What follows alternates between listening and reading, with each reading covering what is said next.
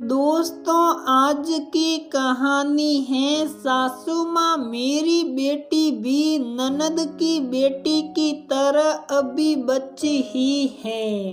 दोस्तों, कहानी शुरू करने से पहले अगर आपने हमारे चैनल को सब्सक्राइब नहीं किया है तो सब्सक्राइब कर लीजिए ताकि आपके पास पहुंचे हर नया वीडियो।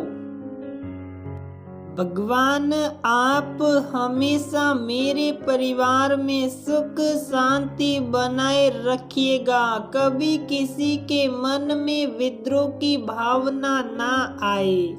मनोरमा हाथ जोड़कर भगवान से प्रार्थना कर रही थी। मनोरमा को इस तरह प्रार्थना करते हुए देखकर तुरंत जूही की आंखों के सामने अभी थोड़ी देर पहले की घटना नाच उठी।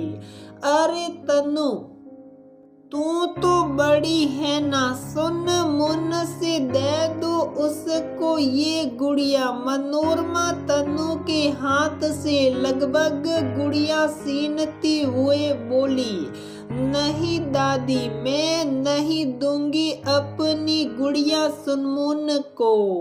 इसने अपनी गुड़िया को तो तोड़ डाली, मेरी भी तोड़ देगी। तनु ठुनकते हुए बोली, देखो तो कैसी जिद्दी है। और मनोरमा ने वो गुड़िया तनु के हाथ से छीन कर सुनमुन को पकड़ा दी। अब तो तनु भी ठहरी बच्ची ही, 4 साल की उम्र, कोई बहुत ज्यादा नहीं होती। दादी के इस तरह गुड़िया छीनने से फैल गई और रोना शुरू कर दिया। जूही ने बहुत संभालने की कोशिश की, लेकिन वो सपने का नाम ही नहीं ले रही थी। जूही के भी गुस्सा आ गया और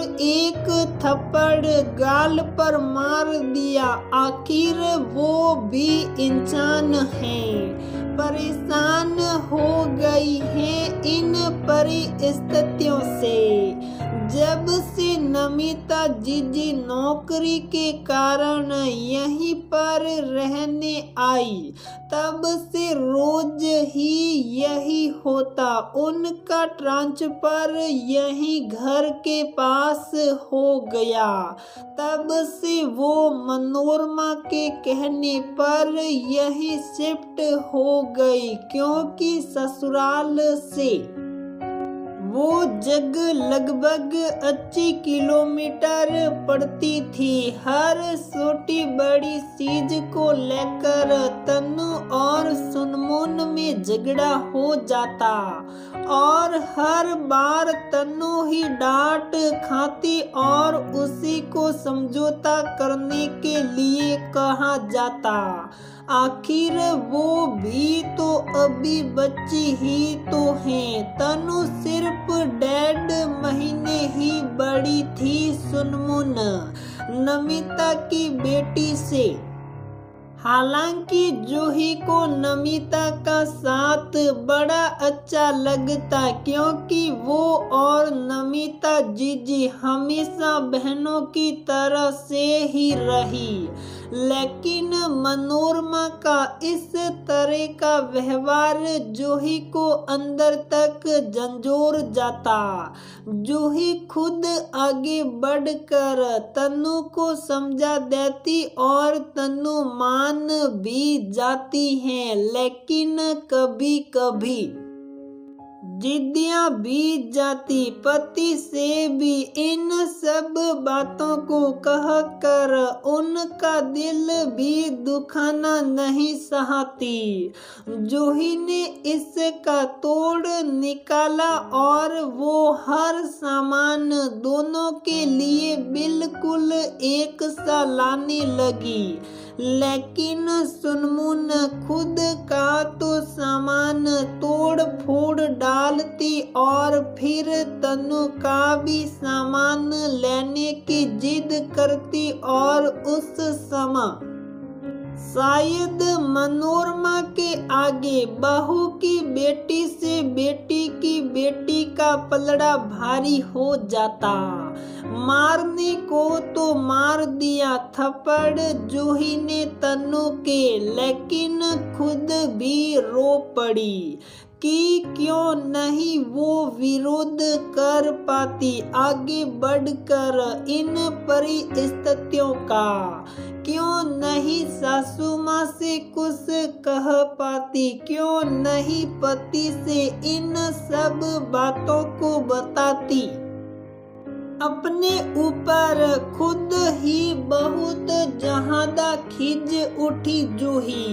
तनु कमरे में ले जाते ही रोते रोते सो गई और तनु के सोते ही पलंग पर लिटाने के बाद आज जूही कुछ फैसला करके बाहर निकली। तभी सासू माँ को हाथ उठाकर भगवान से प्रार्थना करते हुए देखा। मम्मी जी, जिस प्रकार मैं इस तरह बच्चों के साथ पक्षपात किया जाएगा, उस घर में कभी भी सुख शांति नहीं रह सकती। भले मैं आपका विरोध नहीं करती, लेकिन दिल ही दिल परेशान हो गई हूँ। मुझे जीजी के रहने से कोई आपत्ति नहीं, लेकिन अगर आप तनु के साथ ऐसा व्यवहार करेगी तो उसके कोमल दिल को बहुत ठेस पहुंचेगी और मैं बिल्कुल भी नहीं चाहती कि मेरे बच्चे अभी से अपने आप को उपेक्षित महसूस करे। मेरी बच्ची भी अभी सुन मुन का तरह छोटी ही है। 1.5 महीने बड़े होने से कोई बहुत बड़ा नहीं हो जाता। अगर आप ऐसा व्यवहार करेगी तनु के साथ तो फिर मैं अलग रहना ज्यादा पसंद करूंगी।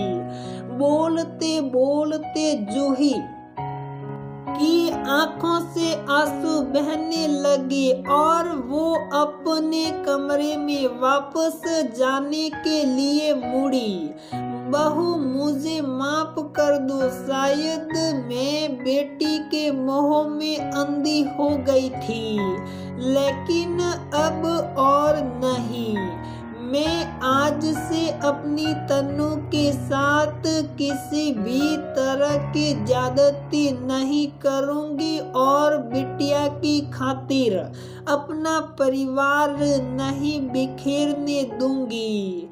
इतना कह कर मनोरमा जूही के कमरे में चली गई। तनु के दोनों गालों पर आंसुओं के निशान सूख गए थे। वो कितना गलत कर रही थी अपनी मासूम पोती के साथ, और उसने सोते सोते तनु के गाल को चूम लिया। दोस्तों, कभी कभी समाज में इस तरह की भी परिस्थितियां देखने को मिल जाती हैं। रमा ने तो अपने स्वभाव को बदलने का निर्णय ले लिया, लेकिन कुछ लोग जीवन में कभी भी नहीं बदलते।